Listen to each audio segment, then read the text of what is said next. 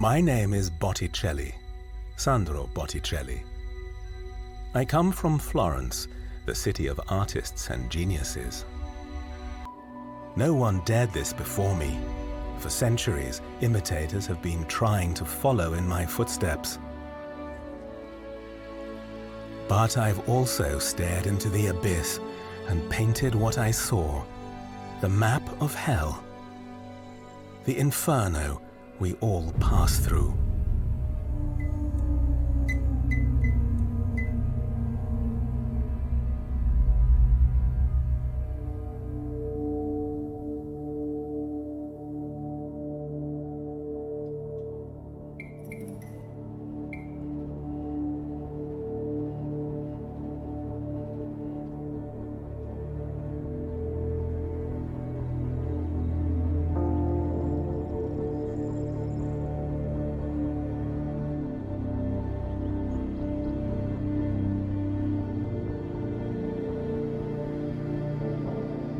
La Biblioteca Vaticana conserva tesori dell'umanità, libri che ci portano la cultura, la ricerca, la fatica, l'arte dei secoli e un po' di tutti i luoghi. The Vatican, one of the most guarded places in the world. Behind its high walls lies a world of secrets.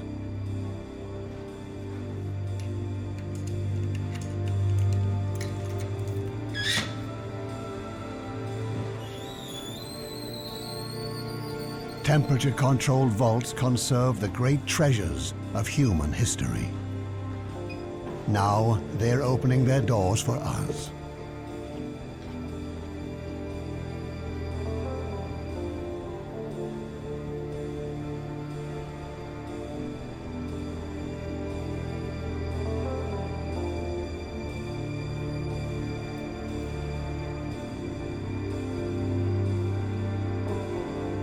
Daylight has a fatal power.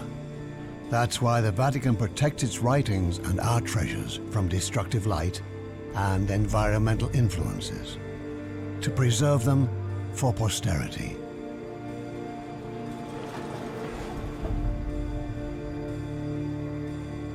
Indispensable manuscripts and works of art are rarely allowed to leave the temperature-controlled chambers. The doors of the Apostolic Library rarely open for a glimpse of one of the greatest works of art history.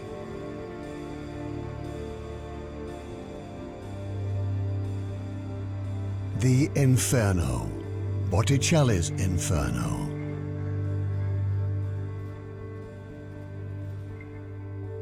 In an inconspicuous Vatican complex, Botticelli's map of hell is undergoing an unparalleled process.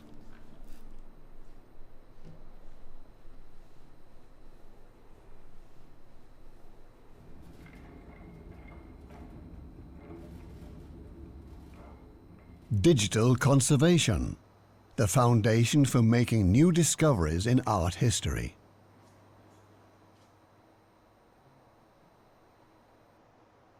The scientific scanning of manuscripts means both preservation and dissemination. Something new emerges. The copies of objects of cultural heritage are themselves cultural heritage, in a sense, in a new digital format.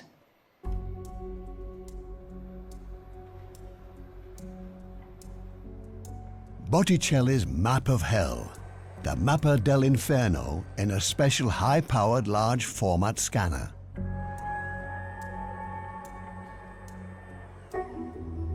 The high resolution is like a digital magnifying glass. Details, pigments, and shades are captured with more depth and density than the human eye can see. Looking at the original, our human eye is limited, but zooming in the file, probably some detail can come out that didn't came out before. are some details being seen for the first time. Now people around the world can examine and analyze the map of hell.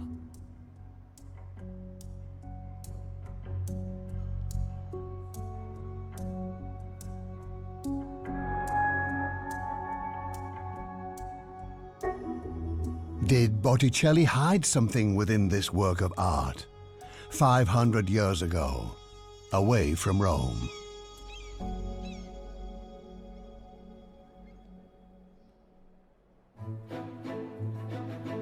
I, Sandro Botticelli, come from the city of artists and geniuses, from the flourishing city, my Florence. Well, look at this. This is actually one of the finest and better known views of the town of Florence and perhaps of the old world, the Ponte Vecchio. But life back to the 1400 was not absolutely nice. In fact, there used to be butchers and tanners at the bridge, and it was quite nasty. That was unhealthy, because most of those people working in there used to throw feces at the river, which was full of dirt in which you used to find also remains of animals. I mean, all the things I've been looking at, that makes the area was really unlivable. You only could wish and hope to break out one of those days from this kind of nasty thing.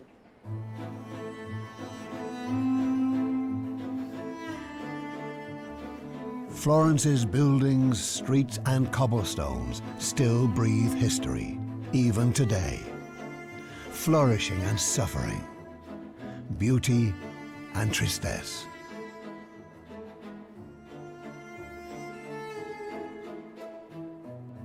Botticelli was born and raised in a small street in the Ognissanti neighborhood. Sandro Botticelli, actually one of the most famous painters in the world, well, that was not his real name.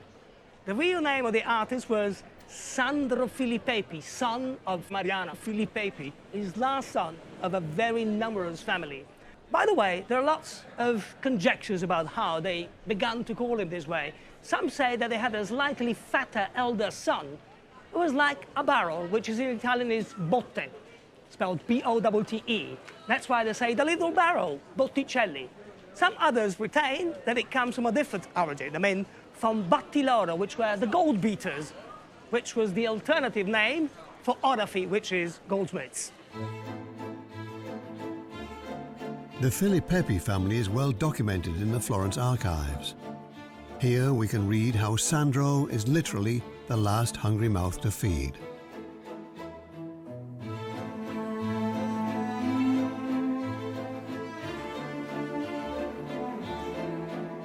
Botticelli's father earned his living as a tanner. In the workshop of a goldsmith, Sandro learned to work with precious metals and jewelry. But all that glisters is not gold. Of course, I mean, to work as a goldsmith, it was not an easy thing. Lots of furnaces around, an extremely warm environment, which was nearly unbearable.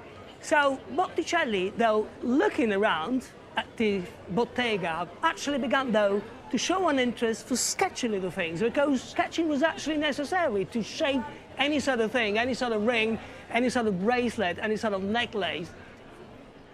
And actually he began to grow an interest much more on sketching than, of course, standing at the bottega. That's why he quite rightly thought to try to dedicate himself to painting activity.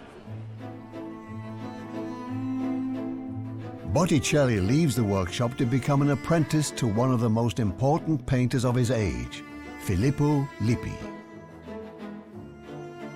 Now he finds his calling. Botticelli soaks up his master's style and quality and develops his own great talent as an artist in his own right. We are here at the Via del Porcellana, which is the place where Botticelli is supposed to have been born and raised. He also supposed to have settled his very first bottega at the age of 24 or 25. It was full of bottegas, working places of that kind. And it was not a particularly inviting area as it is today, but it was full of busy craftsmen here in Florence in the 1500s. The mid-15th century, Florence is the heart of the Renaissance and the center of the latest thinking. Many people, as they talk about the humanism and the Renaissance period, they think about something incredibly idealized, but it's not the truth. You have to imagine a life in absolute poverty, in dirt. Imagine that the city of Florence has been struck several times by plagues. The average people mentality was still very deeply rooted in the Middle Ages. I mean, it would be interesting, to try to find a way of getting out of the Inferno. I, Sandro Botticelli, come from the city of artists and geniuses. You call me an artisan? Nothing but a painter of colorful walls? No, I am an artist. I see more than all of you.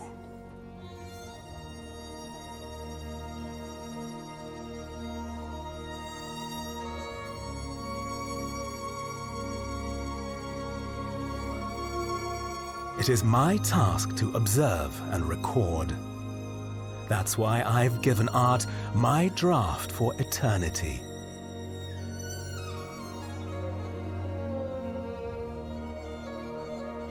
The ugly, damnation, Inferno.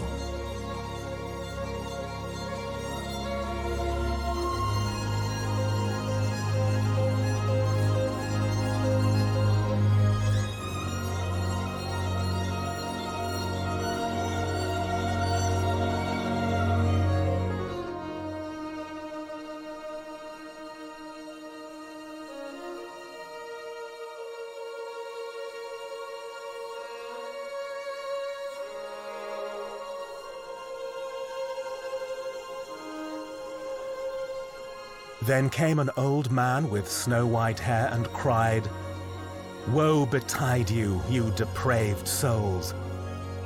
Relinquish all hope of ever seeing heaven. I've come to carry you to the other shore, to eternal darkness, fire, and ice." I love Botticelli. But I don't just love Botticelli, because I love Dante. And let's look at what we have here. We have here the famous map of hell. But that was their idea of hell. What's your idea of hell? What's your idea of what hell might look like? Your personal hell. Come and tell me. Come and tell us. Let's look at the list we have here. This list says, here we've got like la lussuria, golosità, avidità, e si scende, violenza, e di qua, rabbia. So for me, Dante wrote something amazing. Like, he has a lot of imagination and fantasy. It's beautiful. Everything about Dante's hell is beautiful, I think. That's interesting. Hell is beautiful. Yeah, it is. It's the most beautiful part of Divina Commedia. If you were in hell for eternity, what would be the worst thing for you? Like to do something useless. Being stuck in the worst moments of my life, being lived over and over, an eternity of experiencing the worst feelings I've ever known. For me personally, this list is in God's hand. Even today? Even today. Io sono aderente a questo schema. La nostra vita dovrebbe essere in questo senso, cioè di operare bene per avere il paradiso, anche per avere il paradiso. To enter paradise. The powers that be in Botticelli's Florence did everything to attain this goal. The Medici family even built their own churches. Well, it's in fact amazing because as you heard in here, you can think it's not a sort of church really, but it's a sort of private temple of a wealthy family. San Lorenzo, which is perhaps our most ancient church. And such a church, which is so heavily ornate, we have, of course, to keep in mind that what we're looking at has been mightily transformed in the course of the centuries, even in the days in which the Medici were on the wane. Much of the interior of the church talks about the powerful family. What is quite amazing, all of that reflects that idea of demonstrating that they could advise with each and every family around, and they could become, as they became, the most affluent Florentine family ever. How powerful and mighty must a ruling dynasty be to stroll through its city centre without meeting any commoners? The Medici above, the people below. The Corridoio Vasari, symbol of the power clique that ruled the city and could have anything and everything it wanted. It went to great lengths to flaunt its wealth and power. The Medici were anything but gentle to their rivals. After annihilating them, they even took over their palaces. Initially, that was owned by Luca Pitti, who never ever spent a day inside this place because he went broke, so he had to sell the thing to the rivals against whom it had been initially built. It's a funny story, by the way, because the amazing Pitti wanted to compete with the Medici. They wanted to construct a building whose windows had to be at least 10 times bigger than the gates of the Signoria Palace. And it's far and away the largest building in town, with a facade with a width of about 205 meters. And such a building, I mean, a building of that kind could not be empty, of course. It had to be filled, and it had to be filled with art.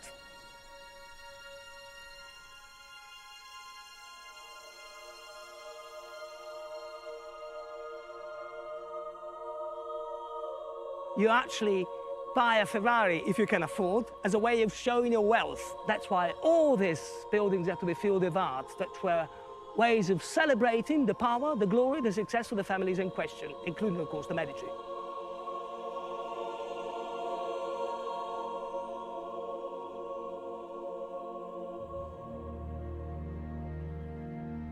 I found myself at the precipice overlooking the valley of suffering, which was echoing with endless cries of pain.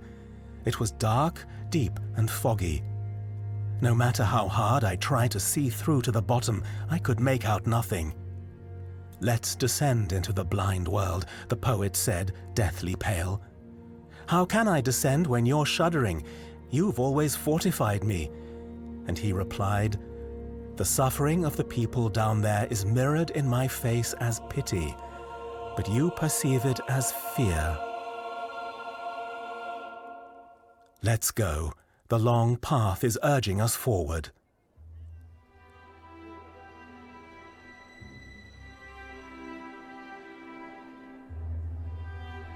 In the 1400s, of course, there was no television, no internet, and by the way, painting began to play a major role because that was a way of reflecting, I mean, a bit of the local architecture, the local landscapes, and why not also sometimes some sort of slices of life, the common life of the wealthy people in those days.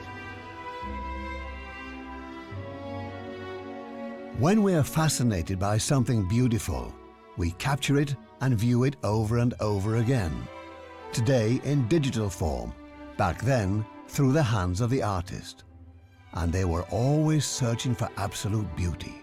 The research of beauty, this is unmistakably one of the ingredients of the amazing success story of Florence. Certainly, Florentine artists tried to represent beauty, tried to conquer beauty, tried to bring beauty on earth, because they thought that the life around was too humble, too modest, and they were searching for a sort of representation of an ideal beauty on earth. That's what they've been trying to do. With his talent, Botticelli created the most important, fascinating and magical works of art of his age. Sonst würde ja Botticelli nicht überall in den Museen prominent hängen. Jedes Museum, das einen Botticelli besitzt, und es sind nicht so viele, hängt das auch. Die sind ja nicht im Keller, diese Gemälde. Back then, Botticelli's paintings had the same function films and audio recordings have today, to make stories, religion and myths visible. for a generation in which art was the only window into other worlds, ages, and fantasies. His unparalleled innovative power can be felt even today. Und ab einem bestimmten Punkt müssen eben große Auftraggeber, wichtige Auftraggeber, und das waren vor allen Dingen die Medici, auf ihn aufmerksam geworden sein. Und das in erster Linie natürlich durch die Qualität seiner Gemälde. Die haben einfach gesehen, okay, der kann malen, also stellen wir den an. Ne? Botticelli had made it to the top. He didn't tug at the Medici's robes, no. As their picture maker, he came and went as he pleased. We are here at the cloister next to the San Lorenzo Church, and some 500 years ago, we can guess that a great painter called Botticelli had been invited by Lorenzo di Pianfrancesco de' Medici to tell him a thing which will actually be an amazing proposal, but at the same time, something somehow even shocking. In fact, Lorenzo di Pianfrancesco de' Medici will ask him to create the illustrations of the celebrated Divine Comedy. That was a quite challenging job for him, because of course, Dante's Divine Comedy was very much alive in everybody's imagery, and especially for one part of the Divine Comedy, the most celebrated one, the one which is more often read at the moment and mentioned everywhere, the Inferno. So he actually accepted the task. We can imagine, though, with a little bit of perplexity initially, because it was a very, very, very compelling thing. But in the end, he will accept it, and they actually finally agreed to sign a contract. I was wide awake and full of anticipation about finally giving a face to the magical ideas of Dante, the great son of my city. Lorenzo di Pianfrancesco and I, united in art and spirit, pen a contract with a single common goal: to bring to life the magical lines of the Commedia.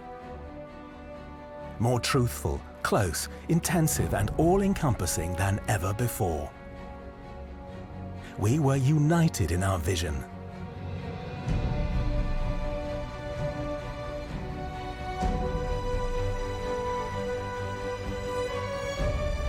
I had no doubts we would achieve something remarkable. I would achieve something remarkable. I, Sandro Botticelli. Er hat einen Auftrag bekommen und hat sich sehr lange damit aufgehalten, offenbar. The result? A visualization of Dante's journey through hell. An enormous work, the poet's complete text in the form of a comic. Botticelli made the first strokes in Florence in 1480.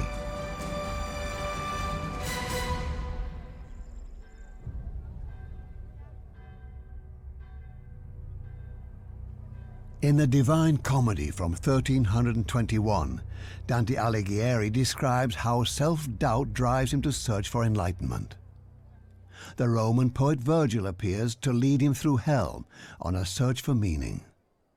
In 100 cantos, chants in poetic form, Dante winds his way through hell and eventually reaches paradise.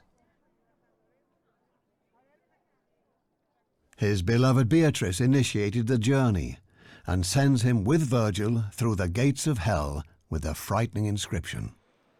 Per me si va nella città dolente, per me si va nell'eterno dolore. Through me the way among the people lost, justice incited my sublime Creator. Geschaffen ward ich durch die Allmacht Gottes, durch höchste Weisheit und durch erste Liebe. Before me there were no created things, only etern, and I eternal last. Lasciate ogni speranza, o voi che entrate. All hope abandons. Shocking view. Over 200 years after having been written, all those images were actually believed by most of the people who really thought that after death they had to go to hell. With his text, Dante Alighieri created a vision of time and space that opened the door out of medieval oppression. Dante enlivens the perspective of faith and the hereafter of his time. If you believe in God, could be that you think to go to paradise or to go to hell. You do not even manage to imagine it. But even in the 1400s and even later, the medieval imagery still survived, and all the people fought after death to be condemned to go through hell at least. There used to be also various degrees, various levels of sins, and if you were fortunate, if you had behaved quite well, you could actually escape hell afterwards, go through purgatory, and afterwards to paradise. That was a quite different imagery. During a dark period 150 years later, Dante's revolutionary lines changed the way people think and view the world. Ma questi sono anche gli anni, la seconda metà del Quattrocento, della grande primavera neoplatonica a Firenze. Dunque, in questo contesto si colloca l'interesse dantesco di Botticelli e del suo committente, e naturalmente il viaggio nell'aldilà di Dante è una sorta di ascesa neoplatonica dalla molteplicità delle esperienze umane, anche dei peccati, verso l'unità della visione beatifica. The Church's vision of paradise and hell forms human consciousness and shapes the way people lead their lives. They are to pass hell and Satan without sinning.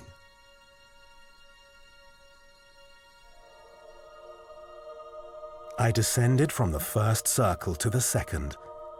It's smaller, so the pain and wailing are greater. It's horrifying how Minos stands there and snarls. He checks each sin upon entry, passes judgment, and allocates space depending on how he is coiled. This is about where you go to when you die. So it sounds to me almost as if you're talking about something. Well, I would argue that during maybe hell during your lifetime. This is a living thing, not something you've died and gone into. Well, you are literally experiencing it in your life if this is the predominant nature of your thought. And I can understand at that time period, you were surrounded by pestilence, death, disease, oppression. That is a living hell from our perspective today. So in other words, when you died, you just continued with the same thing? You continue with your predominant thought, I believe. Yes, absolutely. So what is your idea of hell? My idea of hell, I don't know. Pain, just pain every single day. Yeah. Physical? Physical and mental pain, I guess. Puoi immaginare un inferno? No. Per esempio, fammi un esempio. L'inferno può essere questo inferno. Sopra c'è la lussuria. La lussuria che cos'è? Allora, sessualità. Con le donne. La sessualità. La lussuria è la cosa più originale dell'essere. È più originale, ma si va nell'inferno. Perché l'inferno, scusi, ma se uno tromba, è un grande trombatore, che va nell'inferno? I don't know that there is an end to anything. There's just a transition from one reality to another. Okay. So a version of reality, if you were predominantly focused in some kind of repression, then yes, I could see that that would be a personal hell for me. But every day you wake up, you decide whether you want to have a good thought or a bad thought. Is it even a bad thought, or as much as just you're focused in a particular direction? It's like people say to me, oh, the weather was awful. And I said, well, I love the rain. It was beautiful. It's all a state of mind. But you're very enthusiastic about the idea of hell. Yeah. But we have to remember what hell is. Hell is full of the worst possible sinners. So these are not the good guys. So how do you feel about living with these bad guys? Can I call them bad guys, or am I using the wrong word there? Well, I don't know. It's like, I've always liked bad guys, so... Uh-huh, okay.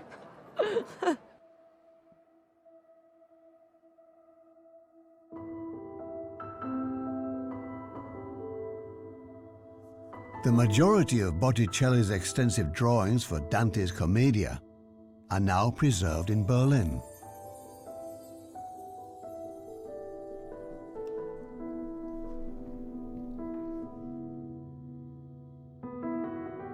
For the Berliner Kupferstick cabinet, it is both a treasure and a miracle. For more than 500 years, the drawings have remained largely preserved as a single collection.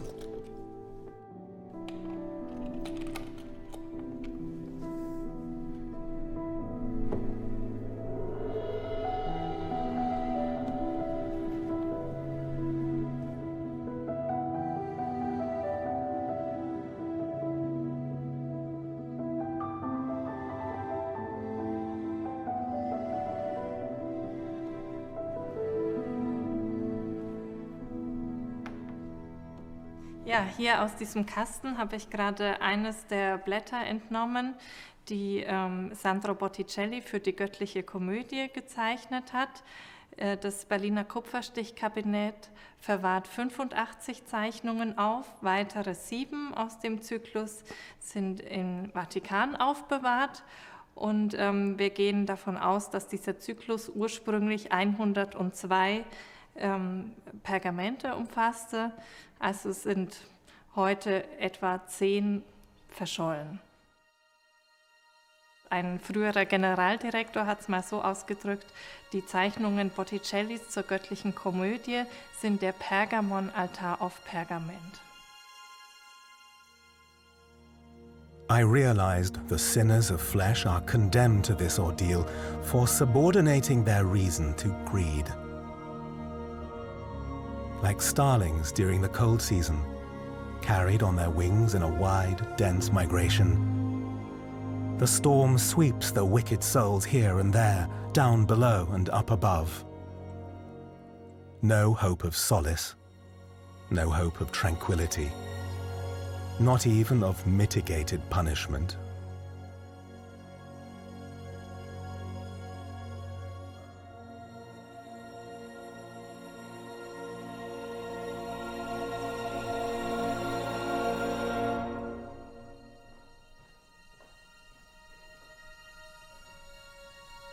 Why are these drawings so significant?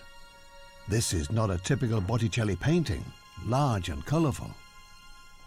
Also heutzutage und eigentlich seit seiner Entdeckung sagt man, das ist eigentlich eines der wichtigsten Werke der Renaissance, weil hier Dante Alighieri, der größte Dichter Italiens, und Sandro Botticelli, der größte Florentiner Maler der Renaissance, aufeinandertreffen in eigentlich einzigartiger Weise.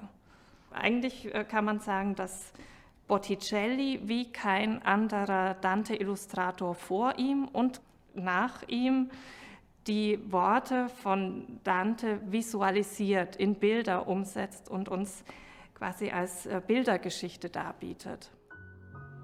It's not a single work of art, but 92 works of art. Each individual drawing is a fascinating Botticelli with all the inimitable power and magic characteristic of the artist. The Dantesque journey through hell to paradise is of breathtaking aesthetic quality and intensity.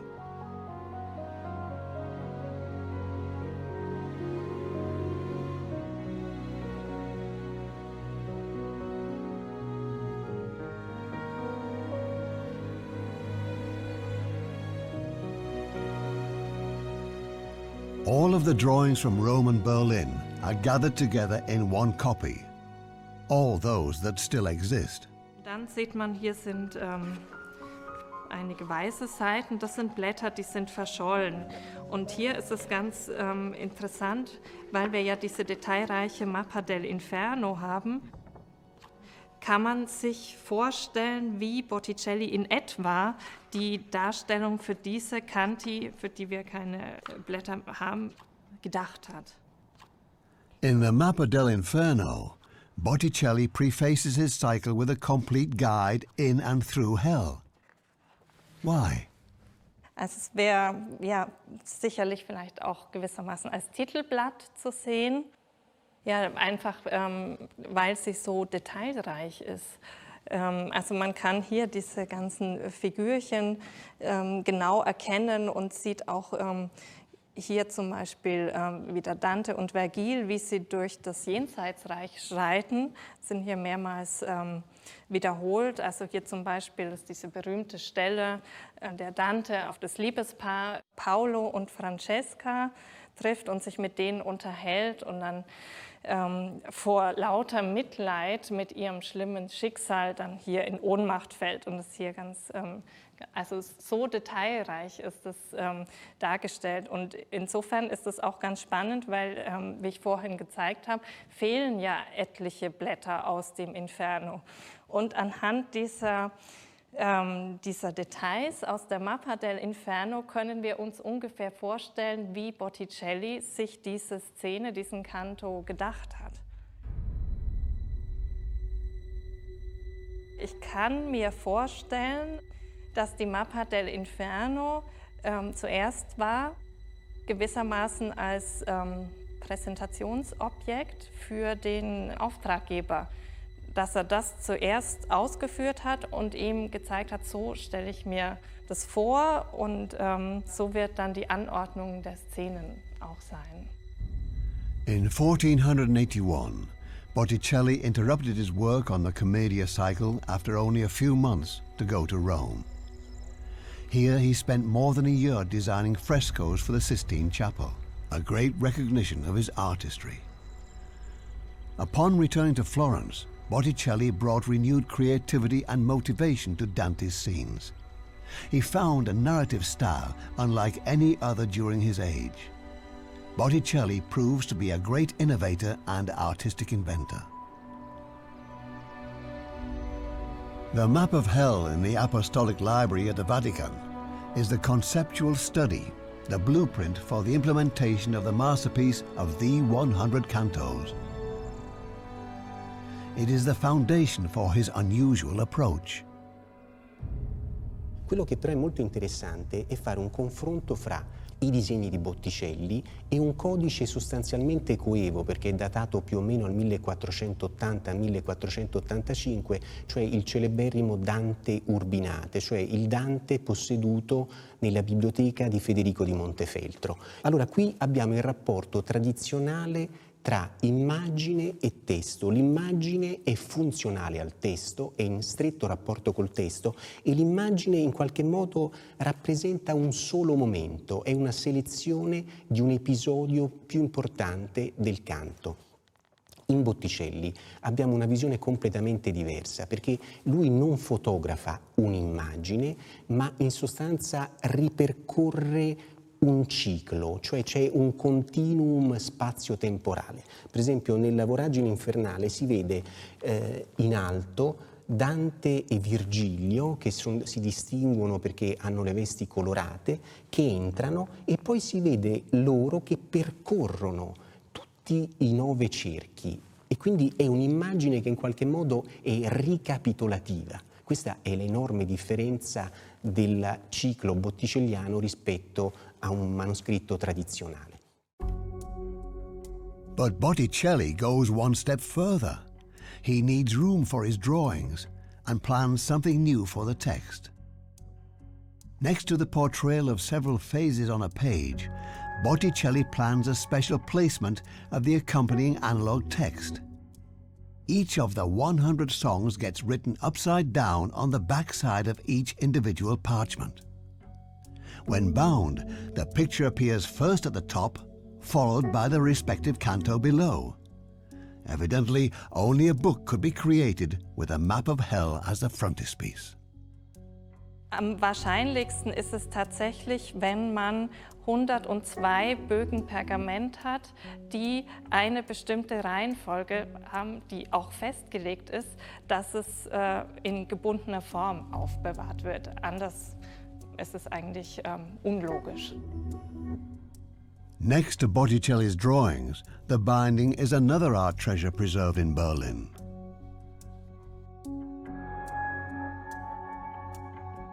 It is extremely important for the history of Dante's cycle. It reveals something about the whereabouts of Botticelli's work, the journey it has taken, and its previous owners. When were the parchments separated? Who rediscovered them? And how did they end up in Berlin?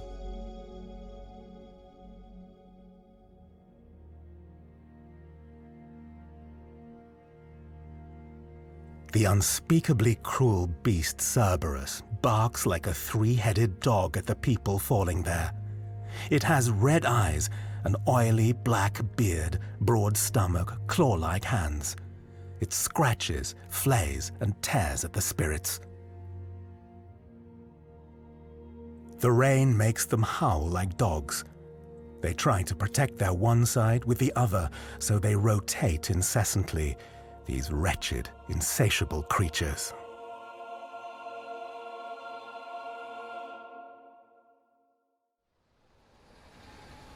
Making Botticelli's Dante cycle viewable and liberating it from the book covers through international exhibitions like this one at the Cotal Gallery in London. It astonishes viewers over and over again, the unsuspected power of Botticelli's work. The viewers are absolutely fascinated by Botticelli's drawings. One of the things that I've noticed over and over again is that they go up to them and they look very, very closely. They're drawings that, because they're so delicate and so incredibly detailed, Botticelli had a very, very deep and strong understanding of Dante. His drawings absolutely bear this out. He captured the darkness and the horrors of the Inferno just as well as he did the divine beauty of paradise. When most people think of Botticelli, they think of goddesses, they think of angels, they think of this rather sweet, elegant, melancholy beauty. This is a totally unknown side of Botticelli to most people.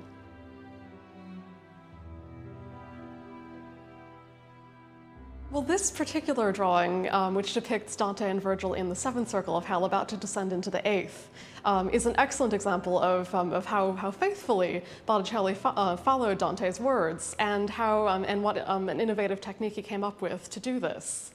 Here we see Dante and Virgil about to journey down to the eighth circle of hell, and to do so they actually have got to fly on the back of a monster named Geryon.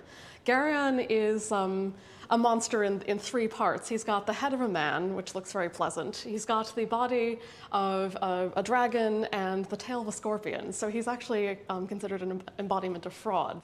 And obviously, Dante is quite afraid to get on this monster's back. So you see the different phases of the journey. Virgil persuading the reluctant Dante onto the back of the monster, and then Geryon starts to descend into the pit leading to the eighth circle of hell. And you can actually see Dante's shoulders clenched in absolute terror as Geryon descends. And he ferries them down and down and down, and eventually you see him disappearing into the pit at the lower right. And it really provides a very vivid sense of the action and also of Dante's fear.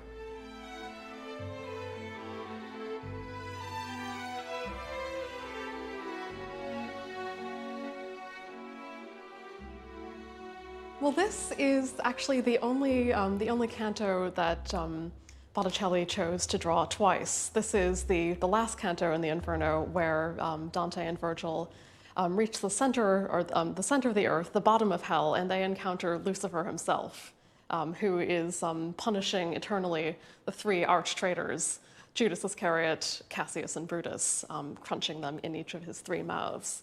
And he depicted Lucifer both as a half figure, which you see in the drawing next to this one, but also very unusually on a double page as a full figure depicted from head to foot. And he's done this so that he can actually show the action, the central action of the final canto, which is actually Dante and Virgil escaping from hell. And they have to do so by climbing all the way down his body.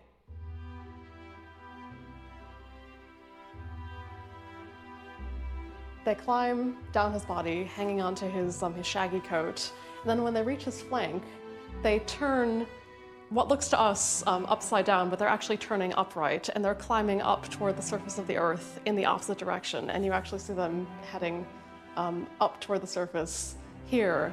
And of course, the canto ends with the very famous line, "And so we came forth and beheld once again the stars." We have to think ourselves back into the mindset of someone from the 15th century. And someone in the 15th century, I'd be willing to bet, would have found this absolutely terrifying.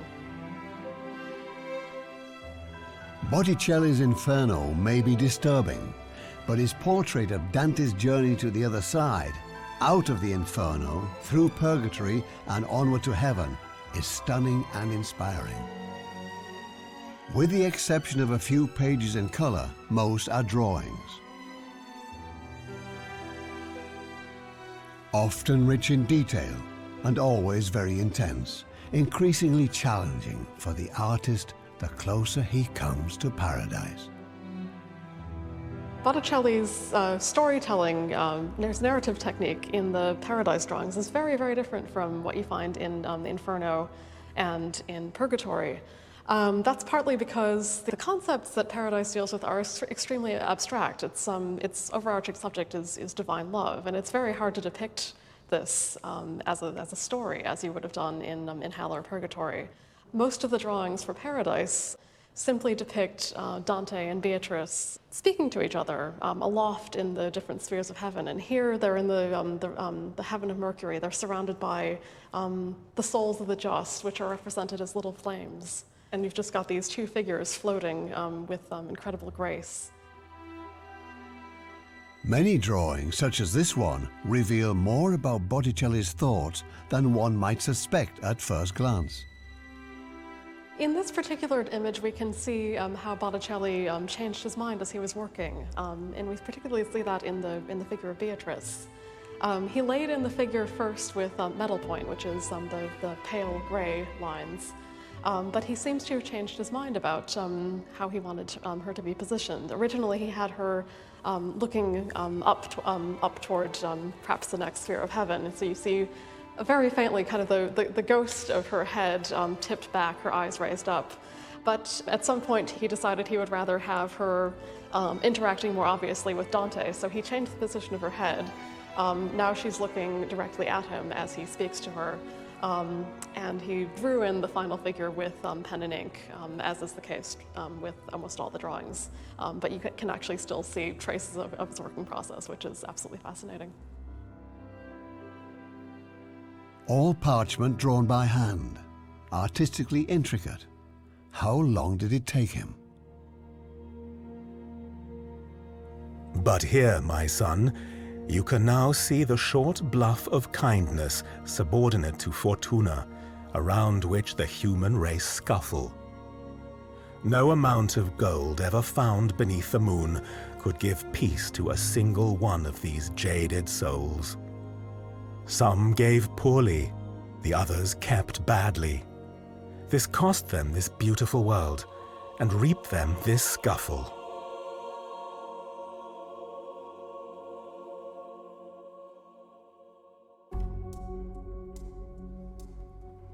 Today, the world of drawing looks completely different.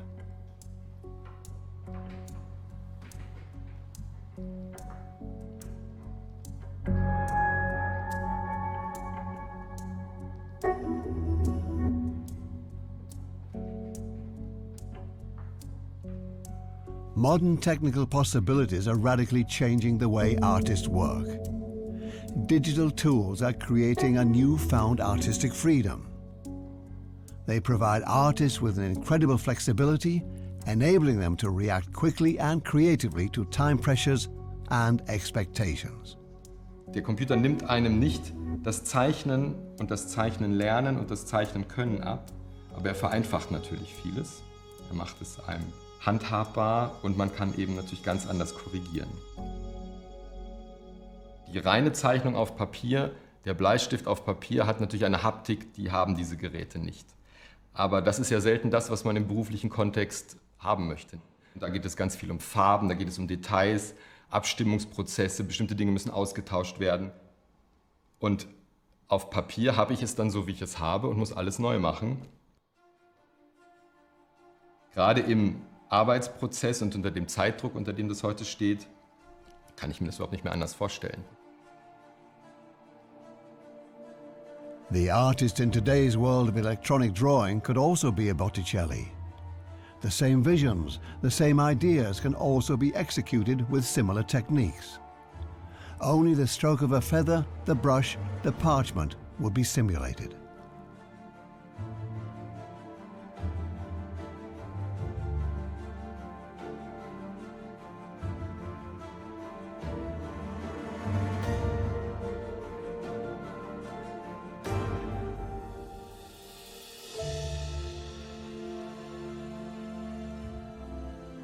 Visions in the style of other epochs can be created with virtual ink on virtual natural materials.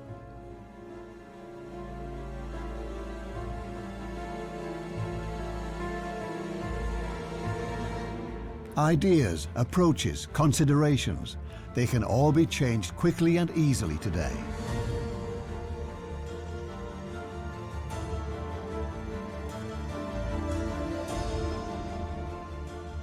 A dramatic contrast to the age of Botticelli.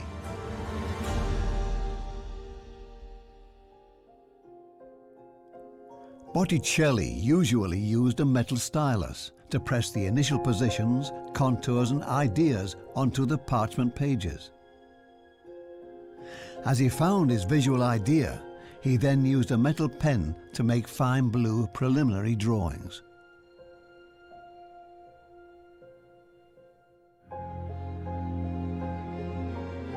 Finally, Botticelli used his great skill and experience to finalize the drawings with pure lines in ink. Careful deliberation and clarification of the image were enormously important. After all, parchment was expensive. He couldn't simply crumple it up and throw it away when he was dissatisfied. Yet some drawings illustrate how he changed his mind. We have evidence that he changed his mind about a composition. For example, in the first drawing for Paradise, he originally drew the figures of Dante and Beatrice floating up out of the earthly paradise into the first sphere of heaven on one side of the sheet. And then at some point he decided he actually wanted them on the exact opposite of the sheet, of the side of the sheet. So he turned the sheet 180 degrees and drew them in ink. So this is what we see in the finished drawing today, but you can still see this kind of ghostly figures of Dante and Beatrice.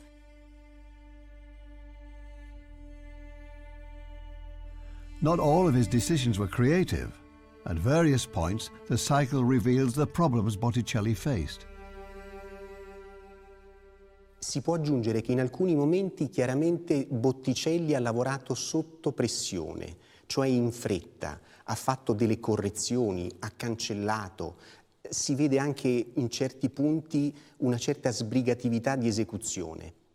E questo probabilmente è dovuto alle urgenze che gli poneva il committente. Progress was slow. Botticelli spent many years working on it, over and over again. Approssimativamente i disegni vengono datati in un periodo abbastanza lungo, tra il 1480 e il 1495. Ci sono studiosi che concentrano in modo particolare l'esecuzione dei disegni agli anni 90. Altri pensano a un periodo lunghissimo che sostanzialmente si è prolungato, questo è importante, sino alla morte di Botticelli nel 1510. We do have evidence that Botticelli may have worked on some of the drawings over a long period of time. A few of them, we can see that he used 2 or 3 different colored inks, which suggests that he did part of the drawing, went away and thought about it, came back and did another part of it. There are some artists that work at a painting for a long, long time. We can think about Leonardo da Vinci. He painted for 20 years the same painter. And then perhaps, probably he had a more important commission, and so he stop and go, and so for a long time he didn't finish this work. Però ci sono 2 informazioni molto interessanti. La prima, il lavoro dantesco durò molto a lungo. La seconda, questo prolungamento del lavoro provocò dei problemi a Botticelli. I wrangle and rejoice at the same time. I'm satisfied at what works. It's good. But it takes a long time. Time I don't have. Time Lorenzo doesn't give me. I can understand how he wants to nurse it like we intended to do. It can't turn out like this. It will be different. Oh, Lord, this is hell.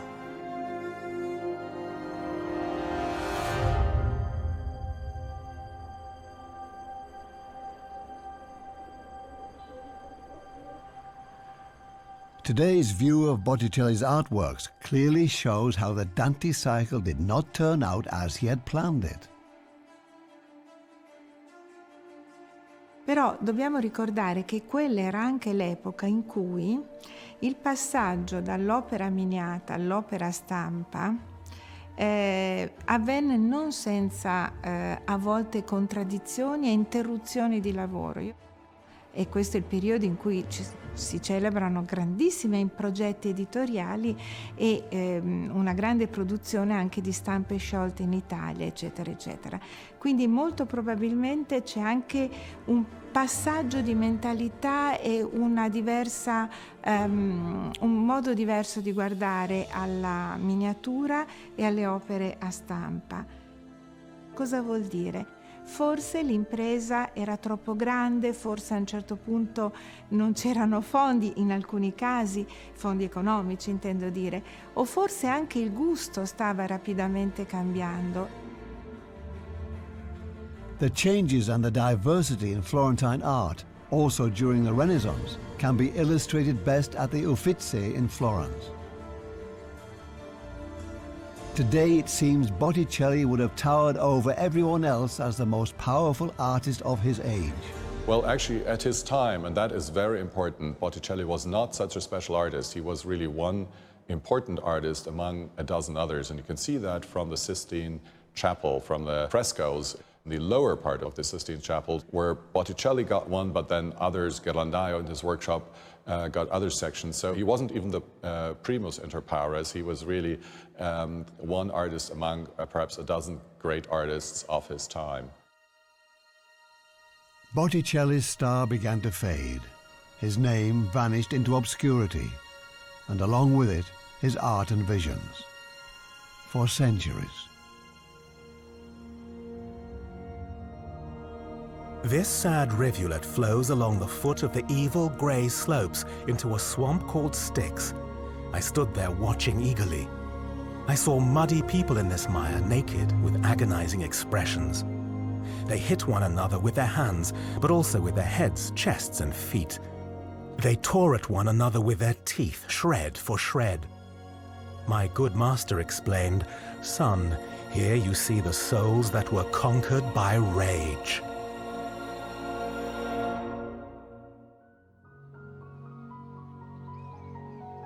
Another world, another age. The Scottish lowlands.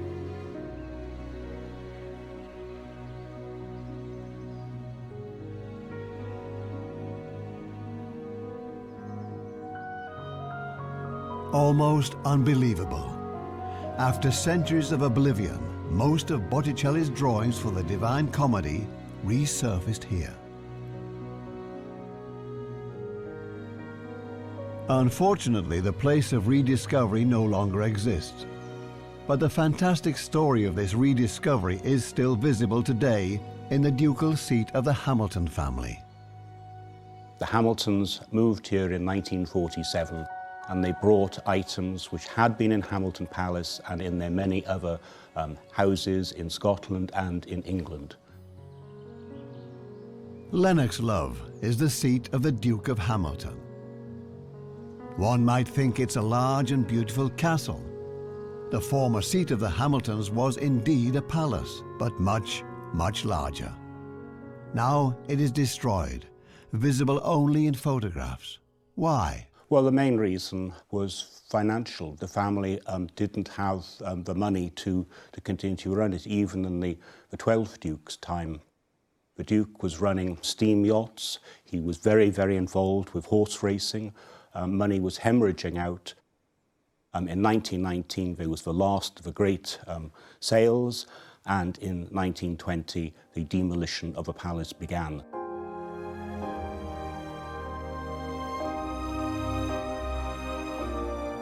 The legendary Hamilton Palace was not only enormous, it was also a treasure chest of art. Hamilton Palace was very much a closed palace. It was a private residence, so very, very few people saw what was inside it in the 19th century. The 10th Duke of Hamilton had a fascination for unusual art treasures. He's the one who amassed this fortune. The 10th Duke of Hamilton was a very shy man. He was a very proud man. He was very proud of the fact that he was Duke of Hamilton and Brandon. He was the premier peer of Scotland, and he wanted people to really appreciate that he was a very, very, very important individual. And he puts together a powerhouse and a treasure house which reflects the importance of himself and his family. And what you've got is him visually projecting his status, his power, his wealth, and he builds this magnificent palace, and it is, in actual fact, a demonstration of his status. The Duke went out of his way to leave a lasting impression on his visitors. Just going through the palace, by the time that they got to the library, they were probably totally flummoxed. So you came into this very, very fine room with the bookcases right around the walls, glazed bookcases, and the Duke might well have gestured to the chimney piece and said, you know, those vases were owned by Marie Antoinette, because he believed that, and there were other things that he could pick up on. And then you would have perhaps opened, or he would have opened one of the glazed bookcases for you, and you would have had 100, 150 titles to choose, and he could have just brought out the Great Missal of Cardinal Giulio de' Medici, or he could have brought out the Botticelli illustrations. You would have had a wealth of items. I think you'd have absolutely been stunned. It was truly an embarrassment of riches. The Duke of Hamilton kept Botticelli's drawings in this binding and fascinated viewers with the artist's vision.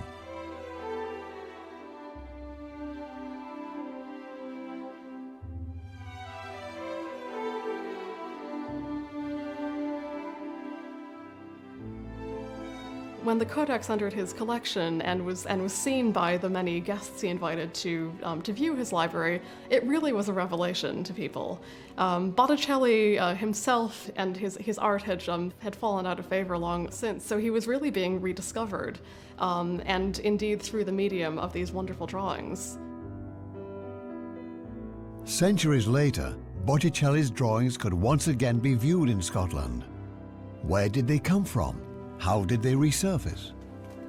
The reason that the Duke is acquiring the Botticelli drawings is that he has been out in Italy from 1791 to 1802, acquiring manuscripts, lots and lots of manuscripts. He comes back to Britain, and he is introduced to the leading London bookseller, James Edwards, who becomes his mentor and supplier. Edwards is out in Paris in April of 1803. He is offering the 10th Duke 5 important medieval manuscripts which he's collected. The Duke buys these, and then when Edwards is back, he writes a letter to the 10th Duke saying that he's just returned from Paris, where he has spied manuscripts at Molini's. Claudio Molini is the first person to comprehensively register Botticelli's drawings. The binding and a handwritten note from Molini are the most important clues to the question, where were Botticelli's drawings all these years? Ja, ist in Frankreich entstanden, Ende des 18. Jahrhunderts, also ungefähr in den 1780er bis Anfang der 1790er Jahre. Das lässt sich aus den Papieren und aus den Resten des Papiers in den Felsen schließen. Aber wie gesagt, der Einband ersetzt einen älteren Einband und wir können nicht sagen, wo die Zeichnungen vorher waren. Ob die schon länger in Frankreich waren, vielleicht nicht. Also im Prinzip wissen wir nicht, wo sich die Zeichnungen befanden, seit sie Botticelli aus der Hand gegeben hat, bis Molini sie hier in diesem Einband auflistet und zählt. Er zählt auch genau auf, welche Blätter, und zwar vor allem hier das Inferno, hier nicht reingebunden sind. Were they really stored in France before being brought to Scotland? Well, I think that Mellini, coming from a Florentine bookselling family, is bringing the Botticelli illustrations up from Italy. Britain and France are no longer at war, and there are lots of visitors, British and other Europeans, going into Paris, wanting to buy things, taking the opportunity to buy things. So I think Mellini is the obvious person, and he brings the items up from Italy. But there are some vague indications that they made their way from Italy to the French court very early on. La storia del codice anche qui presenta diverse zone d'ombra. Probabilmente da Firenze ha preso molto presto la strada della Francia. Perché? È molto probabile che questi disegni siano stati donati da Lorenzo di Pierfrancesco de' Medici, cioè il cugino di Lorenzo il Magnifico, al re di Francia o a un uomo del suo entourage, proprio per ringraziarsi il nuovo astro nascente sulla scena politica italiana. Hundreds of years at the French court? Why were they sold? And why not through the exclusive book dealer Charles Chardin, who handled such matters?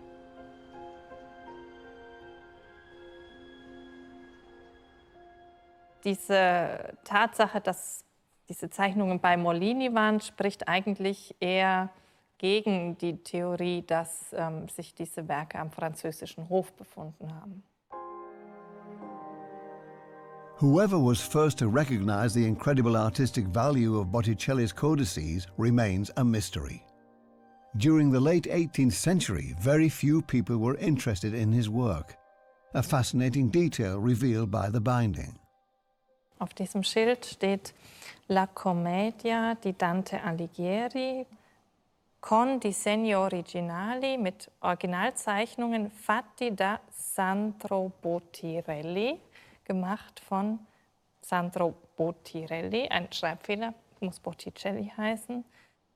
Zu der Zeit, als der Einband gemacht wurde, das sieht man auch am Schreibfehler, hat Botticelli eigentlich galt einfach noch nicht so als der große Künstlerstar der Renaissance, zu dem er später wurde. 350 years after his death, Botticelli's work is being rediscovered at last. The 12th Duke disposes of his collection because he is short of cash, so he is embarrassed. During the mid-19th century, the very sound of the name Botticelli made people sit up and take notice. Die Times brachte im Januar 1882 eine kurze Notiz, dass der Herzog von Hamilton seine Handschriftensammlung verkaufen würde in einer Auktion, vermutlich im Herbst, dass diese Handschriftensammlung besonders exquisite Stücke beinhaltet, darunter einen Band mit Zeichnungen, womöglich von der Hand Sandro Botticellis zur Göttlichen Komödie. Der Direktor des Berliner Kupferstichkabinetts, Friedrich Lippmann, war sofort Feuer und Flamme und wollte diese Zeichnungen von Botticelli für das Berliner Kupferstichkabinett sichern. Er nahm Kontakt zu den Agenten des Herzogs auf und ließ wissen, dass man sehr an einem Ankauf interessiert sei. Der Herzog war ziemlich schlau und sagte, okay, entweder ihr kauft alles oder gar nichts. Er hat gesagt, okay, diese Chance gibt es nie wieder, jetzt oder nie. Wir müssen das Geld zusammenkratzen. A sale is arranged with Sotheby's for November, but in the interim, Friedrich Lippmann comes along and makes a very, very good offer of £80,000. Das sind umgerechnet etwa 10 Millionen Euro. Man konnte das zusammenkratzen mit größter Mühe und so die gesamte Sammlung Hamilton für Berlin erwerben. And the Duke accepts. He accepts £80,000. He might have got more at sale, but this is money that will go into the bank very quickly. And on the 25th of October 1882, £80,000 comes in from the Prussian government.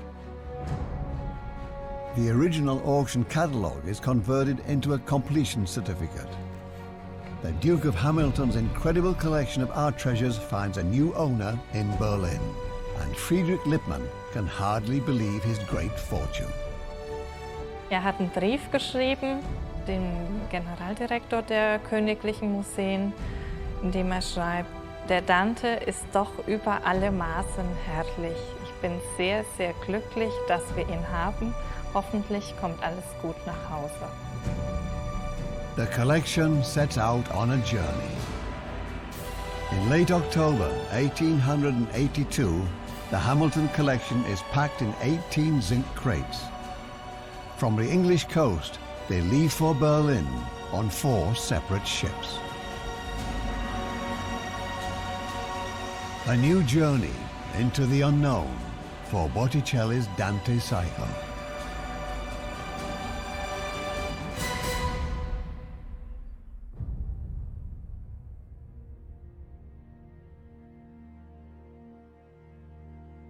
All around me I see a broad plain covered with pain and gruesome agony, the ground full of graves of all shapes and sizes. That's what it was like here, but much worse. Flames raged from the coffins, a heat that would melt a blacksmith's iron. Their lids were raised, and from them issued violent cries of pain like those from being tortured.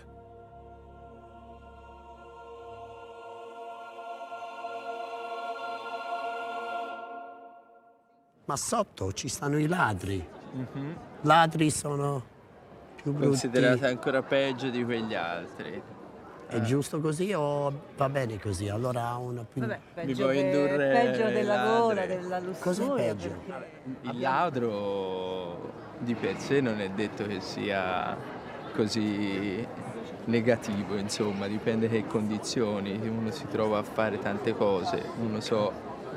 Allora un ladro non deve essere, sì, profondamente nell'inferno, deve essere più... Ma come si dice oggi, un politico sicuramente sì, anche più allora in i politici basso, vanno dire. sì, Ok, e tradimento. Giù, col diavolo e se stesso ci stanno i tradimenti. Sì. Allora tradimento è peggio. Sì, è peggio. Tradimento nel senso tradire, per esempio, come fanno i politici, tradire le promesse che fanno al popolo e tradire il popolo. Non dico allora loro non debbono andare nell'inferno. Secondo me sì, sarebbe il posto adeguato. Perché i ladri sono soltanto un pochettino più alti. Infatti spesso tutti i ladri? Spesso sono insieme, viaggiano insieme queste due cose. Quindi. Alcune cose sono sbagliate. Ah, ok. Rifacciamo questa mappa. Qui ci sono io. No, sotto. Sì, tradimento. I miscredenti. Miscredenti giù. Certo, in fondo. Ma è giusto che qualcuno, un miscredente, deve essere giù nell'inferno, secondo me ghiacciato col diavolo? Secondo me se uno commette buone azioni, ma non è credente, può andare lo stesso in paradiso. Who made that arrangement is what I've always wondered, which is what drew me to Florence, because there were some that were saying, no, I maybe am not in debt to some etherical being, but I'm just here to express who I am and what I think. Love just goes beyond everything, beyond any barrier, beyond anything. So there is only like your feeling, your inspiration. Just follow this. Just follow your heart. Don't listen to other people. Everything you think is right for you. Just do it. Just read a lot of books and live life, love, and don't be angry. I saw a broad trench which curves like the entire seventh circle as my guide had described it. Centaurs patrolled one after another between him and the foot of the slope, armed with arrows like those they used to hunt on Earth. One cried from afar, "What punishment brings you down this slope? Speak up or I'll shoot."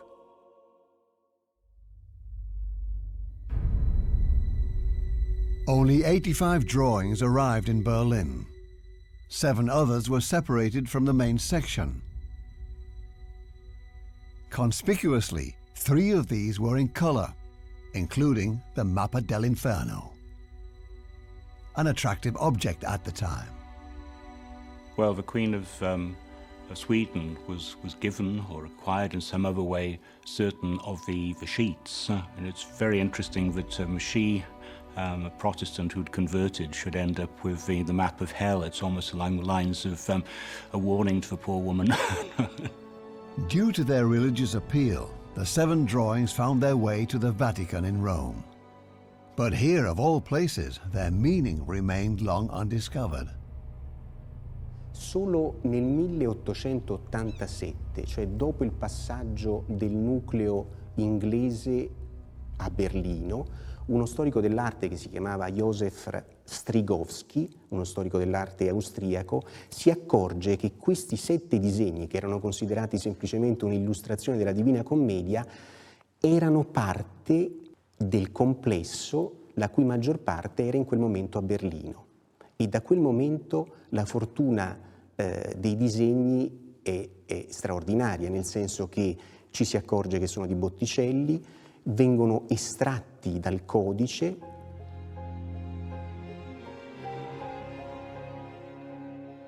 The pages at the Vatican are like a visit to Botticelli's studio.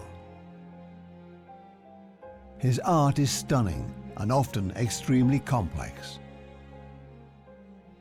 His craftsmanship, from the original idea through the drawing and coloring, becomes visible in various forms.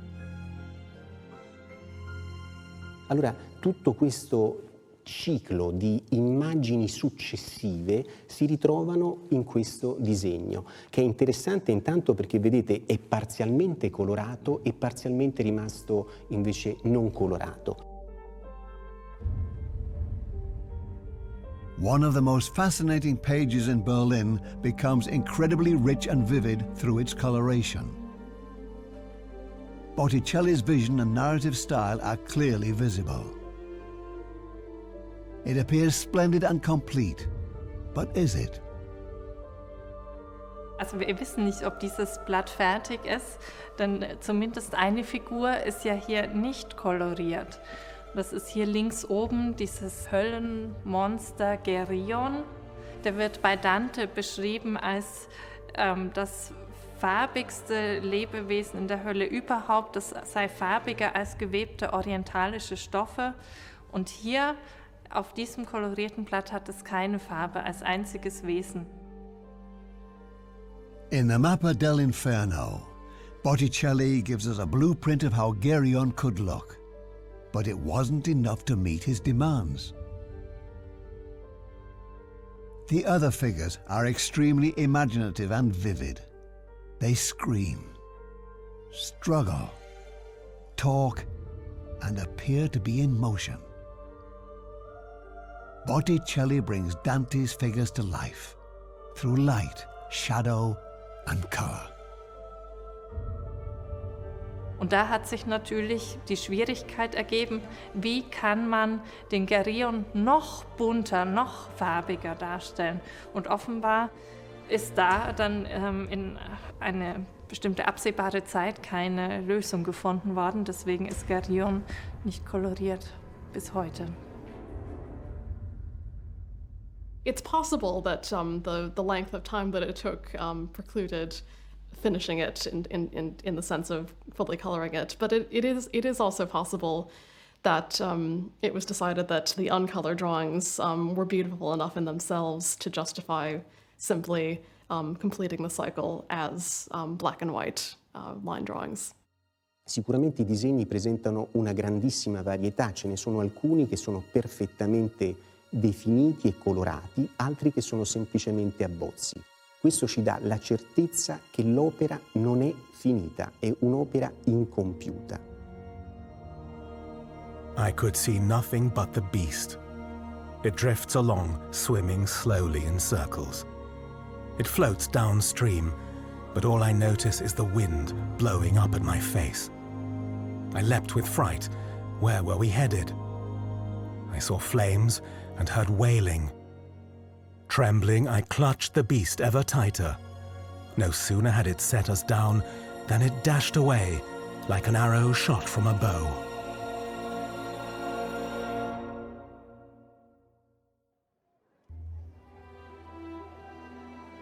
Delivered from oblivion. Today, people are coming in masses to see Botticelli. How can he enthrall viewers with his art more than 500 years later? Well, it's certainly part of the star system of art history that is very much comparable with famous actors or so, that you have the superstars. Now, Botticelli is a superstar in our perception. Botticelli's remarkable imagination captivates the people, along with his image of beauty and femininity, Venus. This is a painting which is very, very important. It demonstrates also an ideal of human proportions. It does also exemplify the ideal female beauty, thus very, very pale skin, very different from today, the golden hair. But as that, it very much resonated with people both in the late 19th century and then again very much in the 20th and 21st century. The power of attraction. Something in this image stands out and casts a spell over the beholder. Dieses Bild ist ja auch so von der Erfindung her eine Sensation, weil es gab nichts dergleichen vorher, nicht? Es hat zwar schon vorher Akte gegeben, auch weibliche Akte, aber nicht ein frontal stehender, fast nackter weiblicher Körper, der dem Betrachter entgegentritt. Also das ist etwas Ungewöhnliches.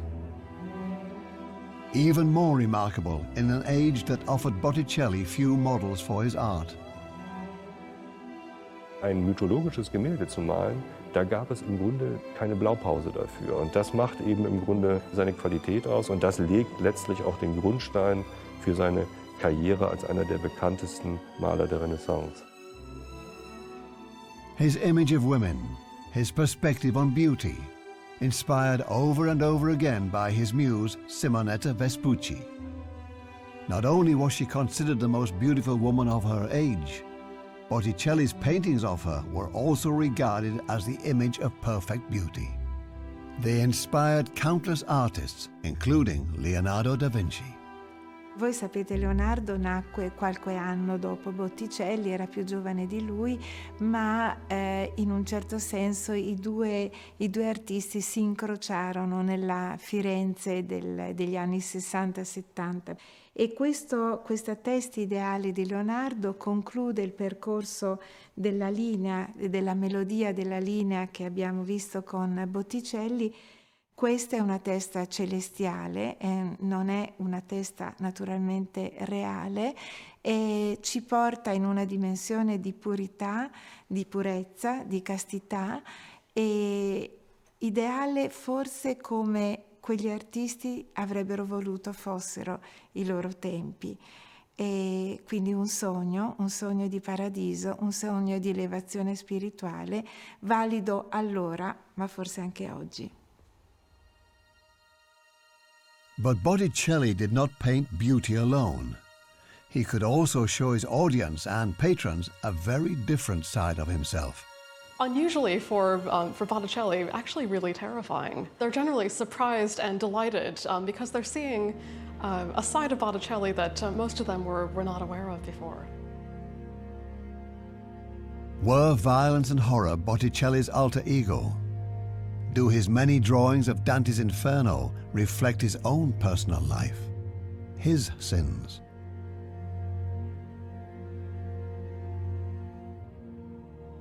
I was overcome with amazement upon discovering 3 faces on its head. Tears streamed from its 6 eyes and dripped with bloody slobber from its 3 chins.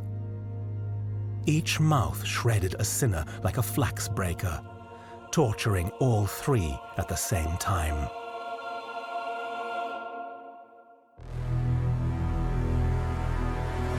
The 5th of November 1502, Botticelli has a boy. This can be found in the archives in Florence, anonymously denigrated by his fellow citizens. Nothing but simple denunciation? In a city where fanatical religious upheaval swept away even Botticelli's patrons, the Medici, for a while. During an age marked by distrust and denunciation,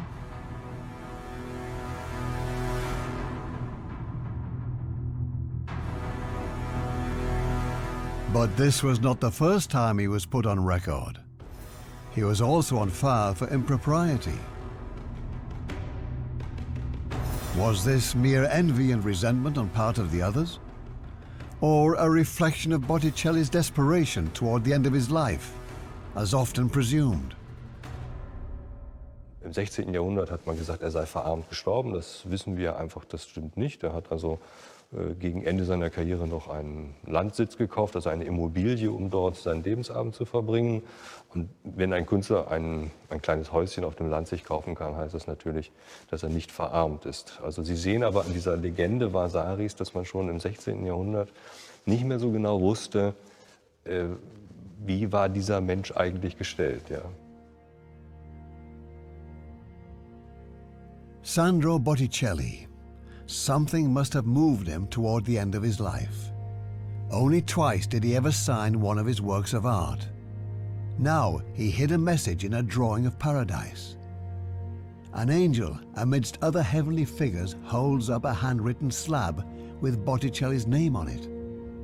An appeal for mercy, a plea for forgiveness. Did he want to bestow his final image with a hidden message? Also wahrscheinlich wäre das bei einer Kolorierung verschwunden, davon können wir ausgehen. Sandro Botticelli asks for mercy in a nearly 500-year-old drawing, woven into his art, barely visible. Is there more to be found? The virtual magnifying glass of digital scanning opens up the possibility of further discoveries. For everyone today, digitally accessible around the globe. Per il Botticelli, come per altri manoscritti di particolare importanza, di tipo artistico o di tipo culturale, noi abbiamo cercato, nei limiti del possibile, di darli subito a chi guarda nel nostro sito. Ci siamo accorti che lo studioso è contentissimo quando trova un manoscritto online. Poi si sono accorti che averlo online era comodissimo e, fra l'altro, è un servizio libero, quindi senza costi. Ma qualche cosa bello, importante e significativo che faccia capire i tesori che abbiamo e neanche si pensa che li abbiamo, questo è importante. Thanks to Digita Vaticana, everyone can now see and study the map of hell online. Maybe someone out there can elicit previously undiscovered messages from Botticelli's work. Someone who understands Botticelli's personal hell better than all the experts.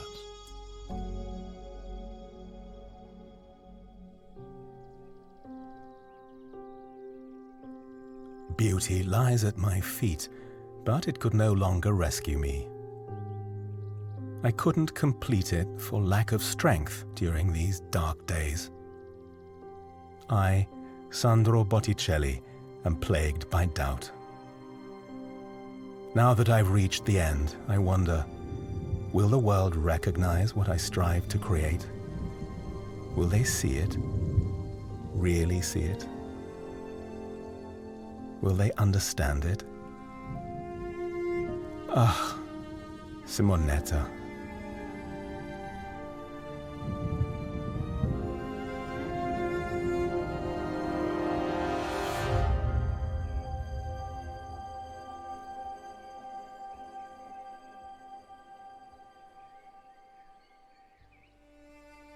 Ognissanti, the Florentine quarter where Botticelli spent most of his life. He found his final place of rest in the church only a few meters from the Via del Porcellana.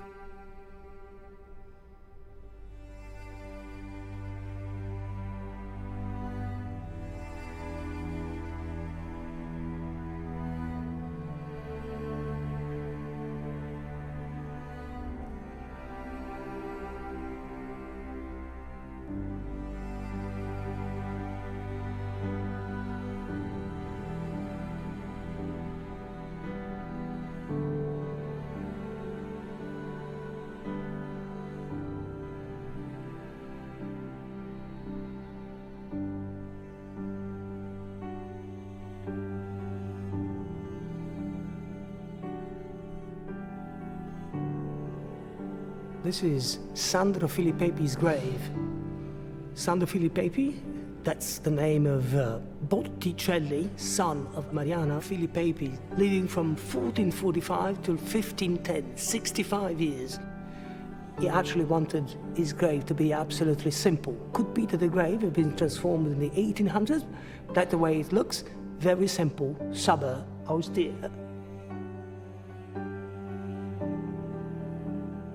Another modest grave can be found here in this church, Simonetta Vespucci's.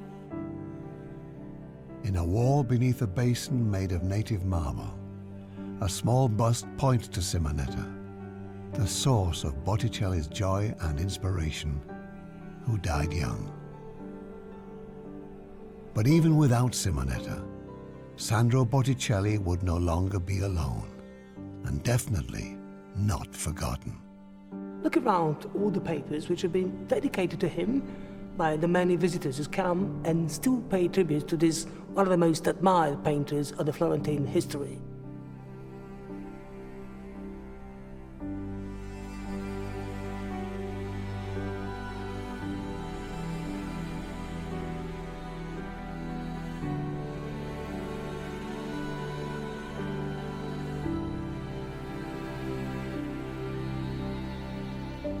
Botticelli's work is everywhere today. I don't think there's much chance of him being forgotten for hundreds of years as he was between his death and the 19th century.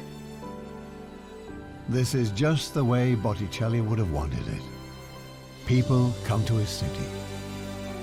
They celebrate life and love and capture beauty. The beauty of the moment. Forever. For paradise.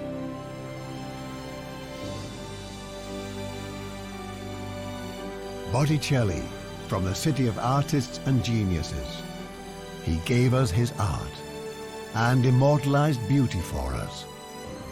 What would we ask him if we met him today? Beh, avrei molte domande da fargli e credo non solo io. Gli chiederei intanto appunto le ragioni del non finito sicuramente.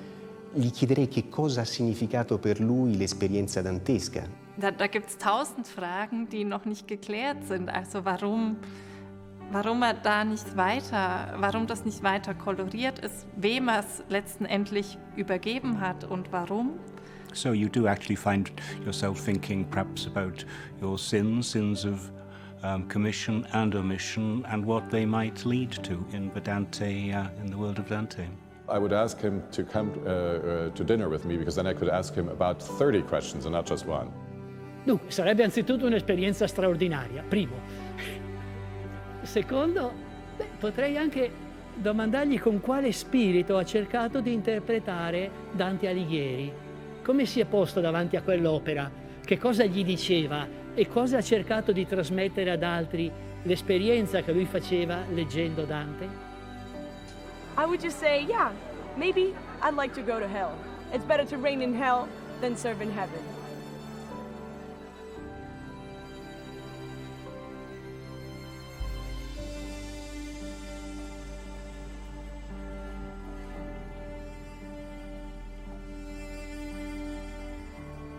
Botticelli's original is returned to the temperature-controlled chambers of the Vatican. Until one day, when we can take a closer look and make new discoveries.